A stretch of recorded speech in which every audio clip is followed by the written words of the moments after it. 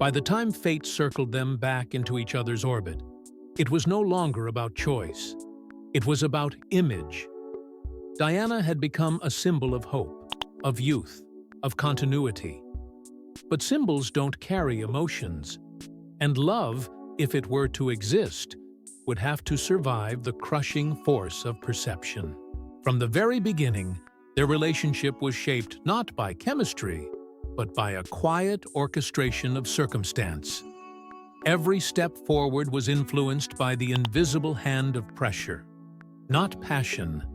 The fairy tale hadn't even begun, but its foundation was already cracking. And yet, as Diana stepped deeper into the spotlight, the world saw something Charles hadn't fully recognized. She wasn't just an ideal. She was a force, a rising star that threatened to outshine the crown itself. But as Diana transformed from a shy girl to a national treasure, the palace saw something different, and so did Charles. They smiled for cameras, but behind the lens, silence grew louder. The official relationship between Prince Charles and Lady Diana Spencer began in 1980, not with a grand romantic gesture, but with quiet calculation. By this time, Diana had matured into a woman who appeared tailor-made for the monarchy. She was poised, graceful, and untouched by controversy. The public adored her, and the press couldn't get enough. Every appearance sparked a frenzy, and every smile was interpreted as a sign of the perfect royal romance. But while the world leaned into the fantasy, Charles felt the weight of something far heavier: expectation. And not just from the media, from the crown, from his family, from the very institution that had defined every inch of his life. At 32, Charles was no longer just an eligible bachelor. He was the future king whose personal life had become a public concern. Whispers of him being too picky or too slow to settle down became headlines. The pressure wasn't subtle, it was suffocating. And Diana, with her aristocratic background and unblemished reputation, seemed like the perfect solution, the ideal image, the future queen the monarchy could mold. For the palace, she wasn't just a suitable match, she was the answer to a public relations problem. For Charles, she was the choice that would silence the noise, but not the voice within him. Their public appearances began to increase. Diana was ushered into royal circles and presented as the woman who had captured the prince's heart. But, in truth, their interactions were stiff, rehearsed, and sometimes painfully disconnected. A hand placed lightly on her back at a polo match became front-page news, interpreted as a tender moment. But those who looked closer could sense the hesitation in his touch, the emotional reserve he couldn't quite shake. Diana, by contrast, radiated warmth. Her innocence wasn't just authentic, it was magnetic. She connected with the public in ways Charles never could, and that contrast became clearer with each outing. While the press painted their chemistry as romantic, those behind palace doors knew better. It wasn't passion that bound them, it was protocol. And yet, the courtship marched forward. Not because love demanded it, but because history did. Diana played her role with quiet grace, trusting that affection would follow. Charles, guarded and unsure, tried to fit his discomfort into the shape of duty. They were two people walking parallel paths, hoping they would somehow meet in the middle. But the emotional distance between them only widened beneath the surface. Even the most intimate moments felt curated. And the more the world leaned into the illusion, the harder it became to admit the truth. Still, no one stopped it. Not when the warnings were whispered. Not when the tension became visible. Because in the eyes of the monarchy, this wasn't about connection, it was about continuity. And so, the courtship that began with pressure, not passion, marched toward its next chapter.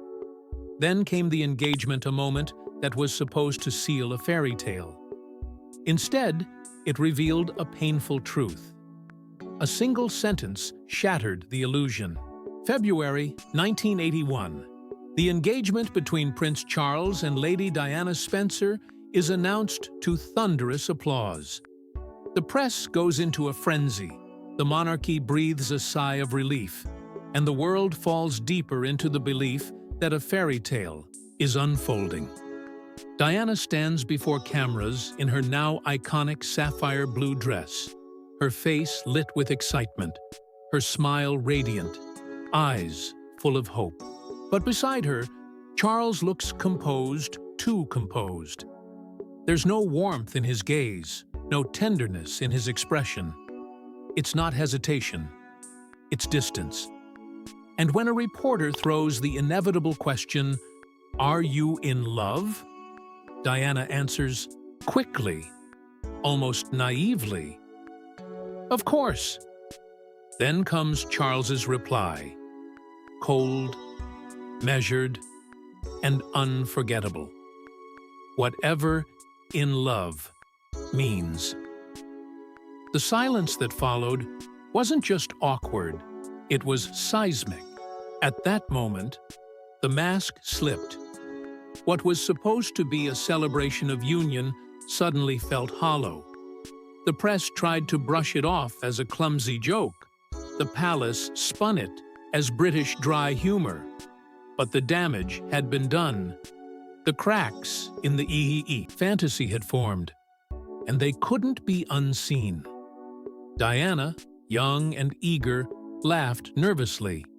But even she couldn't hide the flicker of confusion that passed over her face. To the public, it was a red flag. To insiders, it was confirmation of what they already feared. This was not a love match. It was a performance, and the leading man wasn't fully committed to the role. Behind the scenes, those closest to the couple had begun noticing troubling signs.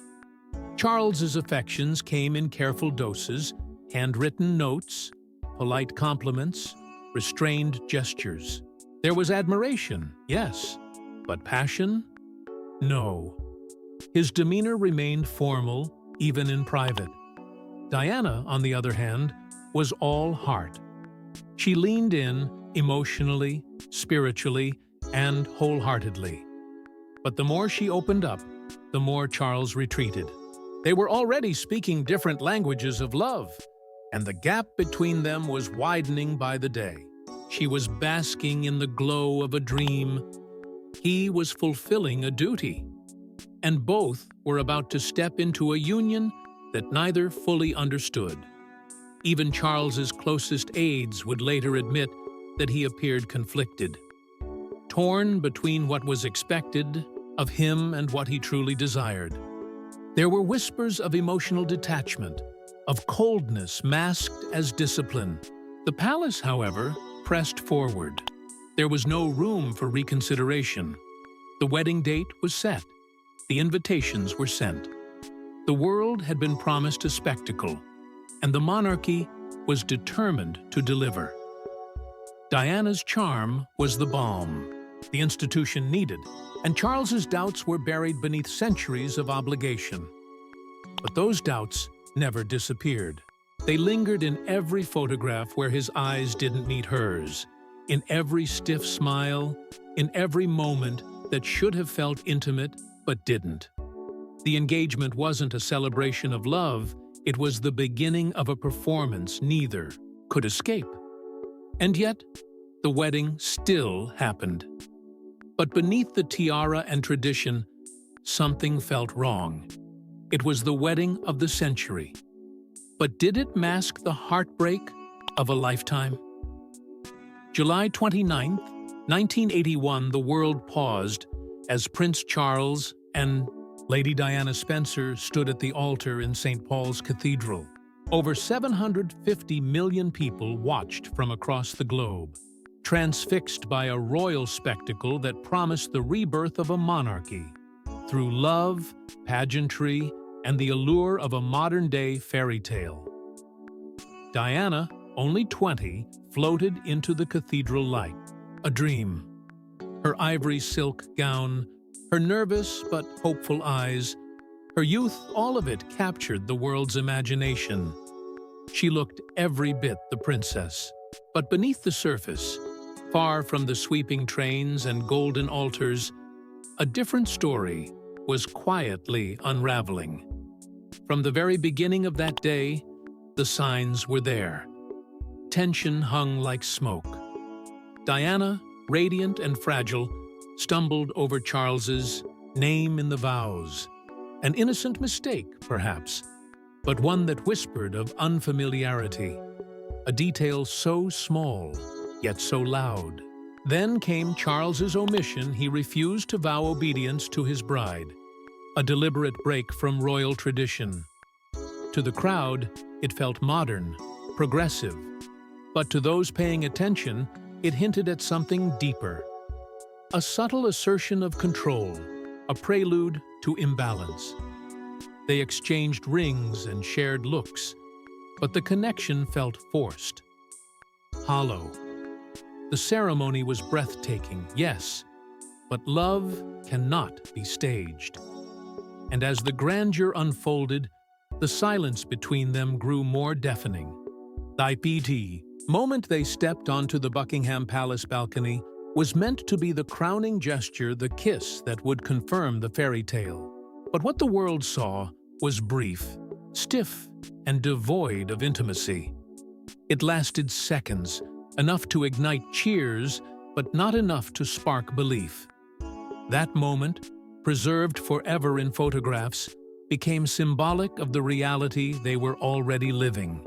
Two people bound by history, not by heart. Diana would later admit that even amid the cheers, she felt alone. That day, while the world celebrated, she was already mourning something she couldn't quite name. A sense of being swallowed by an institution, of playing a role in a love story that wasn't hers. Behind the palace walls, reality was beginning to seep in. Diana had stepped into a machine designed to preserve an image, not to nurture emotion. Charles, still conflicted, went through the motions with practiced ease, hiding his doubts behind duty. The cracks were invisible to most, but for the couple, they were already widening. The wedding, instead of a new beginning, became the first act in a carefully constructed illusion. Diana threw herself into parenting with raw, unfiltered love. She was fiercely present, emotionally open, and determined to shield her children from the cold formalities of palace life. She held William close, often breaking royal tradition to nurture him with affection that came straight from her heart. For her, being a mother was not a duty, it was her purpose. And in those early months, something resembling hope flickered in the background. Perhaps the presence of a child would bring them together. Perhaps the shared experience of parenthood would soften the walls between them. But hope, as it had so many times before, would soon be overshadowed by reality. By 1984, when Prince Harry was born, the cracks were no longer subtle. Diana's joy was instant. She adored Harry with the same intensity she had shown William. But Charles's reaction spoke volumes. Upon seeing his second son, he reportedly remarked, "Oh, it's a boy, and he's even got red hair." It was meant as a joke, perhaps, but the sting was real. Diana later admitted the comment cut deep, especially given her desire for her husband's approval and emotional connection. That moment, seemingly trivial, marked a deeper wound. It wasn't just about hair color. It was about distance, disappointment, the sense that even shared parenthood couldn't dissolve the emotional chasm between them. Charles, shaped by a childhood of reserved affection and rigid protocol, struggled to express warmth the way Diana so effortlessly could. His love was real, but guarded. He was proud of his sons, but rarely demonstrative. Public appearances showed brief smiles, quick pats on the back, and ceremonial pride, but at home he remained elusive. Diana, on the other hand, was tactile, present, and emotionally intuitive. She read bedtime stories, knelt to meet her children's gaze, and prioritized their emotional well-being above palace formality. The contrast couldn't be ignored. Their parenting styles weren't just different, they revealed a fundamental misalignment in how they loved, lived, and connected. Diana longed for a partner in parenting, someone to share not just the responsibilities, but the intimate joy and struggle of raising two sons in a world that never allowed privacy. Instead, she was left to navigate it mostly alone, growing more isolated with each passing year. And Charles? He retreated further into the structured comfort of royal duty, unable or unwilling to meet her in that emotional space. Their sons brought moments of joy, but those moments couldn't fix what had never been whole. And as the cracks widened, a name from the past returned to haunt them: Camilla. There were three in this marriage, and one would never leave. Long before the world crowned Diana its princess, long before the palace pushed her into the spotlight, there was another name that haunted the corridors of Prince Charles's heart: Camilla. Their story began in 1970, far from flashing cameras and royal obligations. It was young, unguarded, and dangerously genuine. Charles met Camilla Shand at a polo match, and something unspoken clicked. Not the timid spark of a royal arrangement, but a fire rooted in humor, understanding, and emotional ease. She wasn't the kind of woman the monarchy would choose, but she was exactly the kind of woman Charles gravitated toward. Unafraid, confident, grounded. For once, he didn't have to perform, and yet even that was ripped from him. Royal duty was not built to nurture love. In 1971, Charles's naval service sent him away, and in his absence, Camilla married Andrew Parker Bowles, a match both families endorsed. It was the first brutal lesson that, in his world, love was not enough. The timing wasn't kind, and neither was tradition. Still, their connection never truly died. It simmered beneath the surface, out of the spotlight, but never out of reach. By 1978, long after Charles had stepped into the role of future king with increasing weight, their paths crossed again. What began as friendship quickly spiraled into something deeper. By 1986, their bond was no longer hidden. The affair was no longer a rumor, it was reality. And Diana, trapped in a marriage already crumbling, could feel it in every glance, every whispered phone call, every cold night spent alone. The betrayal wasn't just physical, it was emotional abandonment. Diana had been chosen to be queen, but Camilla was the woman Charles had never let go of. The palace turned a blind eye. The press speculated, but inside the walls of their fractured home, Diana was drowning in silence. Until one day, she decided to confront it. In 1989, during a private gathering, she cornered Camilla. "I know what's going on," she said, not with rage, but with the quiet devastation of a woman who had endured too much for too long. Camilla offered no apology. Charles offered no closure. The truth had no room left to hide. By 1992, the illusion collapsed. The official separation was announced. What had begun as a royal fairy tale was now a scandal of historic proportions. And still, Camilla remained the ever-present figure never publicly acknowledged, but always near. Diana's pain spilled into the public eye with her explosive 1995 BBC Panorama interview. Her words, "There were three of us in this marriage, so it was a bit crowded," ripped through Buckingham Palace like a storm. It was no longer a rumor. It was a confession. The monarchy, once revered for mystery and control, was suddenly exposed, stripped of its fairy tale. And Charles, he stood at the center of it all, his silence louder than any denial. In 1996, the divorce was finalized. Diana walked away with dignity, but not peace. Charles remained bound to his title, to duty, and to Camilla still in the background, still in his life. But even after the divorce, one moment would change Charles forever and reveal how deeply Diana had stayed in his heart. The moment she was gone, the truth began to surface.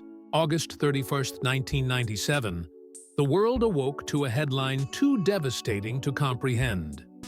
Princess Diana was dead. A car crash in a Paris tunnel had silenced the woman who once captivated the globe. And instantly, a seismic wave of grief gripped every corner of the planet. Streets overflowed with flowers. Tears blurred the eyes of strangers. And in the heart of Balmoral Castle, Prince Charles stood frozen, not just as a father, not just as a former husband, but as a man suddenly forced to confront everything he never said, everything he never did, and everything he could never undo. The royal family retreated behind the walls of tradition. They didn't speak. They didn't act. And the public noticed. Their silence sparked outrage. The very institution Diana had once challenged now appeared cold, detached, and unfeeling in the face of unprecedented loss. But behind closed doors, away from the media storm, Charles made a decision that surprised even his harshest critics. He insisted on bringing Diana's body home himself. Not a delegate, not a representative. He would fly to Paris. He would escort her back. At that moment, stripped of titles and expectations, Charles didn't act as a future king. He acted as a man who had once loved, who had once hurt, and who had never truly let go. Many saw it as a turning point, a rare and raw gesture that revealed a grief too deep to mask. He didn't need to say the words. His actions spoke for them. Diana may have been gone, but her presence surged back into his life with a force he could no longer suppress. In private, those closest to Charles noticed subtle shifts. Mentions of her became more frequent and less guarded. He spoke of her strength, her unmatched ability to connect with people, and the way she made the world see royalty through a different lens. And above all, he spoke of her as the mother of his sons. For William and Harry, her death was a wound that would never fully heal. But even through his stoicism, Charles tried to carry the weight of their pain alongside his own. He watched as his sons inherited her compassion, her courage, her independence, and he knew in quiet reflection that Diana's legacy would live on through them in ways he never could have imagined.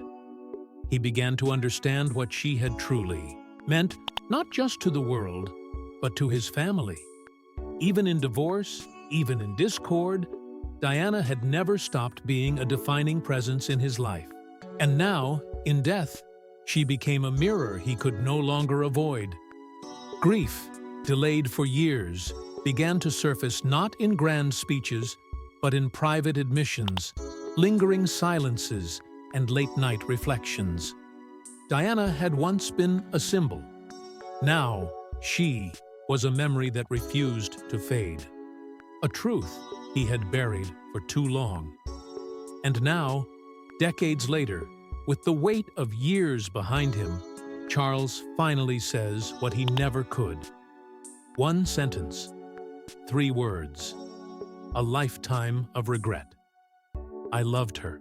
The confession didn't come in a grand interview, nor during a carefully prepared speech. It wasn't meant for headlines. It slipped through the cracks of silence, murmured in the presence of those closest to him, too quiet for the cameras, but loud enough to echo through history. At 76, King Charles finally said what millions had suspected but never truly heard. And with it, the decades of restraint, of measured glances, of whispered emotions were stripped away in an instant. The world paused again, just as it did when Diana died. But this time, the silence wasn't mourning. It was shocking. Because the man who had spent a lifetime choosing duty over desire had finally chosen truth. And the truth was Diana. Those who heard the confession firsthand say it wasn't rehearsed. It wasn't grand. It was weary, honest, almost broken. A moment of vulnerability from a man who had spent his entire life wearing armor, forged by history. But what did those words mean? Were they a belated apology? A quiet scream of guilt? Or a final, desperate attempt to rewrite a narrative that never quite fit? Insiders close to the king say the line was repeated more than once, always with the same haunted tone, always when her name surfaced. Not Camilla's. Hers. For years, the world debated the triangle: Camilla, the confidant, the lifelong companion; Diana, the dazzling flame, gone too soon. Camilla stood beside Charles in times of ridicule and controversy. She endured the wrath of a world that saw her as the interloper, the one who stole a prince from a princess. But now, the foundation of that story shakes. Because if Diana was the one he loved, what was Camilla? A partner in duty? A safe harbor in a life of storms? Or simply the woman he was allowed to be with, while the woman he truly loved was never meant to stay? The confession doesn't erase the past. It complicates it. It reopens wounds that never healed, questions that were never answered. Why didn't he fight harder for Diana? Why couldn't he show her the love she craved when she was alive? Why, now, when it's far too late to make amends? Perhaps it's because, in the quiet of aging, the weight of unspoken truths becomes unbearable. Perhaps Diana's memory, ever present in his sons, in the hearts of millions, and in the legacy she left behind, never truly let him move on. Perhaps she remained a ghost he could never outrun. This wasn't just a royal revelation, it was a reckoning. For Charles, for the monarchy, for history itself. In a life marked by control and silence, it took him 76 years to say the words the world always longed to hear. And in doing so, he gave Diana something she never received while she was alive. Acknowledgement, not as a princess, not as a mother, but as the love of his life. Perhaps Charles was never truly free to love the way he wanted, but in his final confession, he gave Diana what the world always believed in his heart. Thanks for watching. Don't forget to like and subscribe, and we will see you in the next one.